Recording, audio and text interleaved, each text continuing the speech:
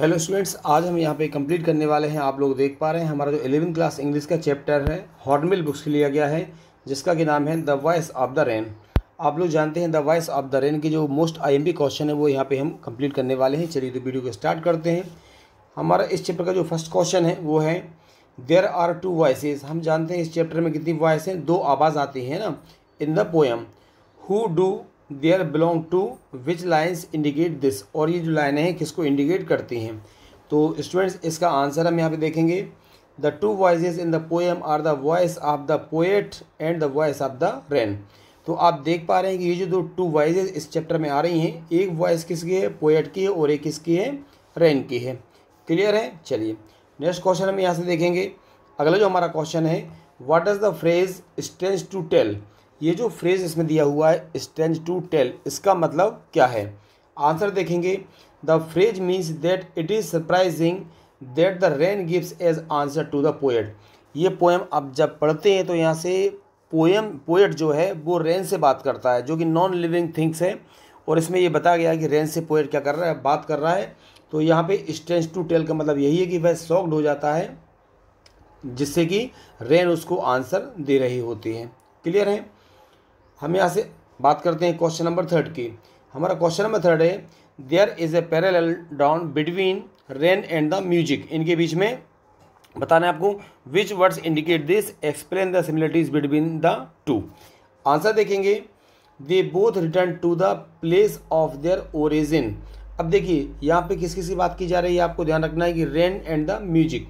तो ये दोनों आपको ध्यान रखना है कि रेन और म्यूजिक ये क्या करते हैं, both return to the place. ये अपने जो जन्म स्थान होता है, बोल सकते हैं कि ओरिजिन, इनका जो मूल स्थान है ओरिजिन प्लेस पर ये लौट आते हैं। कब, आफ्टर फुलफिलिंग देयर टास्क। इनका जो पूरा काम होता है वो पूरा काम करने के बाद ये अपने मूल स्थान पर ओरिजिन प्लेस पर वापस आ जाते हैं। आई होप आपको ये पूरा क्लियर हो गया होगा, हो रहा है ना। चलिए ठीक है। नेक्स्ट हम यहाँ से क्वेश्चन देखेंगे। How is the cyclic movement. ये पूरा एक चक्र बनता है। How is the cyclic movement of the rain brought in the poem. तो ये जो पूरी रेन सिस्टम होता है, इसका साइक्लिक जो पूरा सिस्टम होगा उसको हम यहाँ से समझते हैं। ठीक है ना। चलिए देखते हैं इसको। The poet explain that the rain drops, जो रेन ड्रॉप होती हैं, rises up from the land. ज़मीन से क्या होती हैं, जो बूंदें होती हैं बारिश की, वो ऊपर की ओर उठती हैं।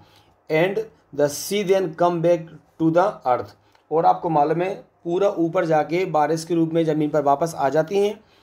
देखेंगे it is similar to the water cycle. और ये किसके सिमिलर होती हैं, वाटर साइकिल के सिमिलर होती हैं।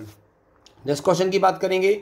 Y are the last two lines. ये पूरी पोएम की जो लास्ट की 2 लाइन्स हैं, what are the 2 last lines put within brackets. जब आप पोएम पढ़ेंगे तो आपको मिलेगा कि लास्ट की जो 2 लाइन है वह ब्रैकेट में मेंशन की हुई हैं। ऐसा क्या होता है देखेंगे। The last 2 lines are put within brackets. क्यों लिखी गई हैं देखेंगे। Because they are not voice of the rain और द पोएट। क्लियर है। लास्ट में उनको ब्रैकेट से अलग से इसलिए नोट किया गया है क्योंकि वह किसकी वॉइस नहीं है, रेन की वॉइस भी नहीं है और पोएट की वॉइस भी नहीं है, इसलिए उनको ब्रैकेट में अलग से मेंशन किया गया है। और यहाँ का लास्ट क्वेश्चन हम देखेंगे। List the pairs. आपको यहाँ से पेयर्स बताना है अपोजिट, ठीक है, फाउंड द पोएम, जो कि पोएट में अपोजिट वर्ड फाउंड किए गए हैं। तो पहला है राइस, और फिर डिसेंडेंट, ऊपर उठना नीचे गिरना। डे, इसका अपोजिट होता है नाइट, और रेग्ड और अनरेग्ड। तो ये हमारे कुछ मोस्ट आईएमपी क्वेश्चन आंसर थे स्टूडेंट्स। आई होप आपको अच्छे लगे होंगे। जो स्टूडेंट्स चैनल पर नए हैं वह चैनल को सब्सक्राइब जरूर करें। यहाँ पर आपको 10th 11th 12th केमिस्ट्री और साइंस और इंग्लिश की मोस्ट आईएमपी टॉपिक्स यहाँ पर आपको मिलते रहते हैं। तो आप सभी का बहुत बहुत धन्यवाद। Thank you.